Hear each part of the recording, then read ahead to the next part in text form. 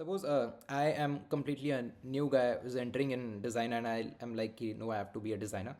What is your roadmap for a complete beginner who know nothing about design? How where should I start? How do I start? What should I study? And like I just want to be a UI UX designer.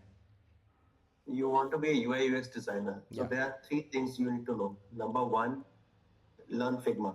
Okay. All right, go to YouTube, get to the tutorials, take a 2 or 3 week challenge, Hmm. learn Figma throughout. Figma have their own dedicated videos that can Yeah, in help the you channel on grow. the YouTube channel. Secondly, understand some basic principles of design. Okay. All right. And the third is learn AI. Learning AI. Yeah. So once you have achieved all these three into your knowledge, then you can easily become a designer and incorporate and play around with all these three tools.